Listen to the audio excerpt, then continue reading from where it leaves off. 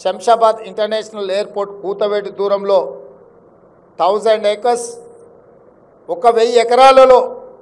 ఒక medical tourism hub create చేయాలన్న ఆలోచన పకడ్బందీగా ఒక ప్రణాళిక రచించి ఇక్కడుండే పేద ప్రజల నుంచి అందరికీ వైద్యం అందించే సంస్థలకు అక్కడ స్థలాన్ని కేటాయించి వెసులుబాటు కల్పించి కావాల్సిన వసతులను బేసిక్ ఇన్ఫ్రాస్ట్రక్చర్ ఎసెన్షియల్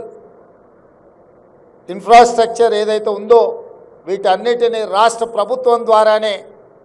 అక్కడ ఏర్పాటు చేసి ఎయిర్పోర్ట్లో కూడా ఒక గ్రీన్ ఛానల్ ఏర్పాటు చేసి ఇతర దేశాల నుంచి కానీ అత్యవసర వైద్యం కోసం వచ్చే వాళ్లకు అన్ని రకాలుగా వీలు కల్పించే విధంగా ఎయిర్పోర్ట్ అథారిటీస్తో కూడా తెలంగాణ స్టేట్ గవర్నమెంట్ నెగోషియేట్ చేసి మెడికల్ టూరిజంని ప్రమోట్ చేయాలని చెప్పి ఈరోజు మా ప్రభుత్వం నిర్ణయం తీసుకున్నది. శంషాబాద్ ఇంటర్నేషనల్ ఎయిర్పోర్ట్ కూతవేటు దూరంలో 1000 ఏకర్స్ 1000 ఎకరాలలో ఒక మెడికల్ టూరిజం హబ్ క్రియేట్ చేయాలన్న ఆలోచన పకడ్బందీగా ఒక ప్రణాళిక రచించి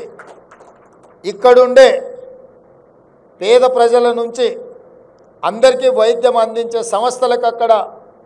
స్థలాన్ని కేటాయించి వెసులుబాటు కల్పించి కావాల్సిన వసతులను